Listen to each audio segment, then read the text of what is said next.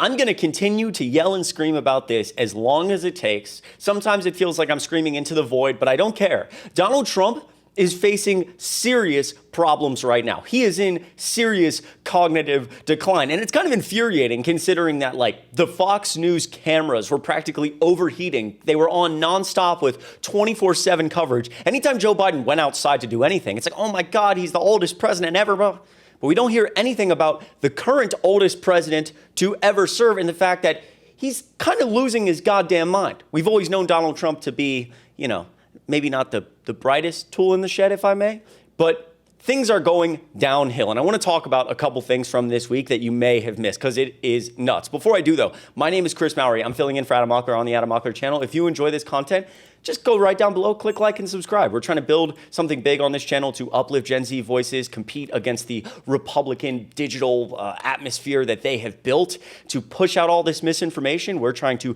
compete against that with some actual honesty and truth. And so it goes such a long way if you just hit subscribe down below, helps the community grow. And my name, again, is Chris Mowrey. The link to my YouTube channel will be in the description down below if you enjoy this type of content.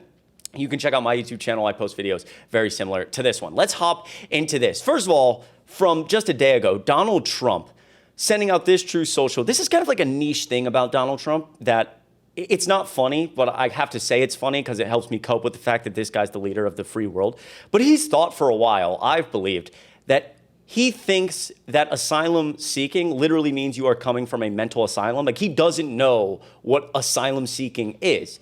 And so he sends out this True Social. We want Venezuela to immediately accept all of the prisoners and people from mental institutions, which includes the worst in the world insane asylums that Venezuelan leadership has forced into the United States of America. Thousands of people have been badly hurt, blah, blah, blah, blah, blah. I mean, Adam Kinzinger is saying he still thinks asylum seekers are people from insane asylums.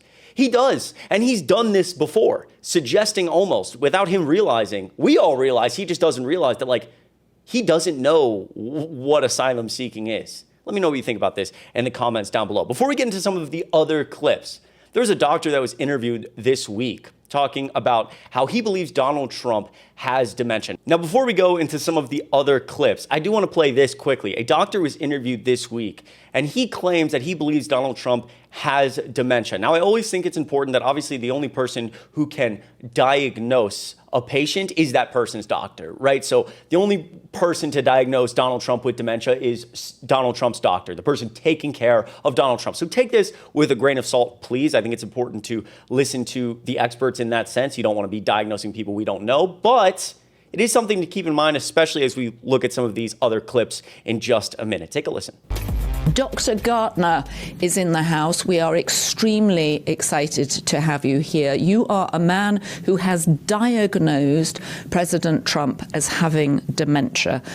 John, what are the symptoms of dementia that you can see in our president? So the first most important thing to realize about a diagnosis like dementia is we're really evaluating someone against their own baseline. So we have to see a major deterioration in functioning, in language and thinking, in psychomotor performance, in impulse control, in a whole variety of areas. So what a lot of people don't realize is that Donald Trump used to be a very articulate person. He used to speak with a high level of vocabulary in very polished paragraphs. Now what we see is not only has his vocabulary gone down, but his ability to actually put together sometimes he's very articulate, right? Because with dementia, people go in and out, right, of functioning. But there are times when he's really unable to complete a thought. Actually, sometimes is unable to complete a word. It's called a phonemic paraphasia. There's dozens of examples there online as sort of humorous bits, you know, where he mispronounces words, but really says words that are not actually English words, that have a fragment of an English word, and like saying mishes instead of missiles, or Christmas instead of Christmas. This is something that only people who have a organic brain disease do. It's not something people just do when they're tired or when they get old. So one of the things that we see is this great deterioration in his language, in his ability to put together sentences and words, but also he's starting to show what we call this kind of random sort of thought where he really free associates, and a tangential speech where he's talking about one thing and then he starts talking about another thing. So I wanted to start with that because, again, I think it's really telling from a doctor's perspective about where Donald Trump may be. And this individual also saying later that he believes Donald Trump also is a malignant narcissist. Now, I think this one is certainly something we can all agree with. I don't know that you have to be much of a doctor to say like Donald Trump is suffering from some personality disorder. I mean, the guy never apologizes. He never takes accountability for everything. Everything's always about him. He's got this crazy ego, etc. But he said that because he believes Donald Trump is a malignant narcissist, combined with the deterioration in his functioning, it's the quote worst case scenario. So that's what we started out with as a baseline. But now what we have is this chronic organic deterioration from his own baseline. Quote, so we have in a sense the worst of both worlds because his judgment was always bad. He was always impulsive. He was always a liar. But now he's really losing his ability to think clearly, to plan, to understand things, and to inhibit his speech and behavior.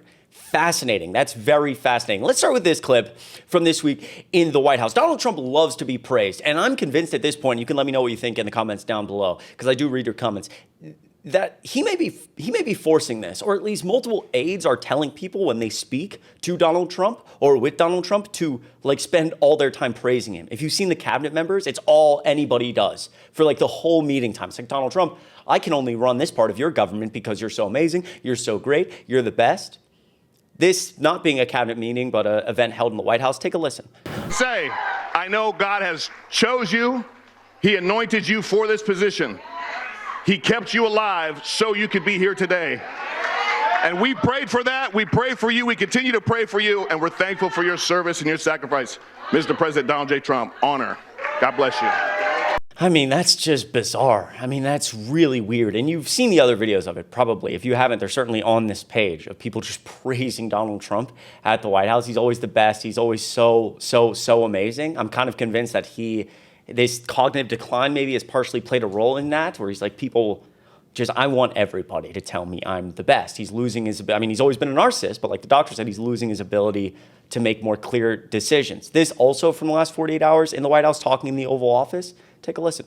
Bobby Kennedy seems to be undoing what you did with Operation Warp Speed. I put him in there because I want to have opposite views. That's okay. I think we're going to have something very, very big coming up soon on autism. Autism is totally out of control. And one of the most important things that, in my opinion, I had to do is to see what's going on with autism. And we're going to have a news conference early next week on autism. And I think you're going to see some things that are amazing that we've learned that somebody else wouldn't have learned. It's out of control, autism, out of control. And I think we maybe have the reason why. But is Bobby going to... So he says he's planning something big. This was on the 19th. I'm recording this on the 21st. I am very curious to come back to this video to see if this big, giant press conference that they're going to announce something huge comes. Because I have a feeling with Donald Trump, we hear this all the time, like, oh, we're doing something big, and then it never happens. But also, again, in this video, you can like see the gears turning where he's just trying to kind of figure out where to go with this. Saying, oh, like, I mean, RFK is like, you know, doing stuff with mRNA vaccines. With Donald Trump, he always touts one of his main accomplishments in his first term being, Operation Warp Speed, the mRNA vaccine for COVID-19. And now, RFK Jr. is saying, oh, these things are not safe and effective. Complete bullshit, what RFK is saying. And Donald Trump saying, well, he disagrees on all these things, and we're going to have a big press conference, and there's big things going on. And it's just weird. I mean, the guy seems out of it. Then we go to also this week, to this dinner that he was having, confusing the names of countries, which I felt like didn't get any press at all. Take a listen. Armenia and Azerbaijan, going on for years. They came to my office, the two leaders, two great guys. One was there 22 years, one was there 7. And they both said during the entire term of their office, all they did was kill people on the other side. And now they're sitting in my office, and they're at the Oval Office. It's pretty wide. And they had one over here, one over there. And slowly, over the course of about an hour, they came close. And at the end of an hour, we were hugging each other and holding hands. It was an amazing thing, and we settled that war. That was not settleable, as the expression goes. Cambodia and Armenia, it was just starting, and it was a bad one. Think of that. We have, Cambodia, Armenia. We have Kosovo, Serbia, Israel, Iran, Egypt, Ethiopia, that's a beauty. They built a little dam in Ethiopia. What the hell is he talking about? I mean, we could go into what he was actually like saying, you know, in terms of the Oval Office, or this room I was in, it's so wide, and let's talk about these countries and where are, like, he's confused on the actual language itself. But the countries there are Armenia, Azerbaijan, and then says it was actually Armenia and Cambodia, I believe, which for the record are 4,000 miles apart. So he starts referencing it correctly, this peace agreement that also he's just, you know, he's going to take credit for everything, so whatever. Between Armenia and Azerbaijan, and then saying Armenia and Cambodia. We also saw recently him not even being able to pronounce Azerbaijan. I believe that was in the last video I made on this channel, where he says Azerbaijan, like he doesn't, he's, you know, getting the letters mixed up. It's not good. And he's doing it all the time. Again, this is all this week. He posts this on his own social media site this week. What is this? This is the leader of the free world posting like he's my effing grandpa. No offense, grandpa, I love you. The world will soon understand nothing can stop what's coming. This is really, I mean, this is just scary. Why is the leader of the free world doing this? I mean, it's just, I cannot believe we live in this timeline. Also this week, Donald Trump, or in the last 7 to 10 days, Donald Trump in the UK reading. And he reads so bigly and brilliantly, right? Take a listen to this. And again, compare it to what I showed you in the beginning, some of the doctor's comments on potentially dementia / being a malignant narcissist, how those things combine. Take a listen. The bond of kinship and Interesting. Again, Donald Trump not always being the best with his words, not always the biggest with words, if I may say, but again, just seeming to like struggle to read a little bit there. There's other points of this speech that we've actually also talked about where he just like isn't understanding the cadence of the words that he, you know, where he should be enunciating and not enunciating, pausing and being like, great, very great people, trying to think of what to say. Very, very interesting. And then lastly, let me play you this, another clip from the Oval Office this week. Take a listen. And that's why I sued the New York Times 2 days ago for a lot of money. Because I'm winning. I mean, I'm winning the cases. And the reason I'm winning is because you're guilty, John. You're guilty. ABC is a terrible network, a very unfair network, and you should be ashamed of yourself. So Donald Trump being asked a question about freedom of speech as he goes after these companies. And I don't know if you could hear right there, but the reporter saying, you know, Donald Trump saying, you know, that's why I'm suing all these people and winning. And the reporter said, well, you just lost in court. You just lost. And Donald Trump responding, doesn't matter, I'm winning, essentially. Or I think he just said, quote, I'm winning. It's like, does he believe he's winning? Trump says, I'm winning after judge tosses his $15 billion New York Times lawsuit. Quote, a federal judge in Florida dismissed President Donald Trump's $15 billion defamation lawsuit against the New York Times as, quote, decidedly improper and impermissible. And basically, the judge was like, this is ridiculous. This lawsuit is really long. I'll let you refile, but it needs to be shorter and not so ridiculous. The point being is that happened. And then Donald Trump immediately being essentially asked about it in the Oval Office, like, you just lost. And he said, I'm winning. Doesn't matter, I'm winning. Does he believe he's winning?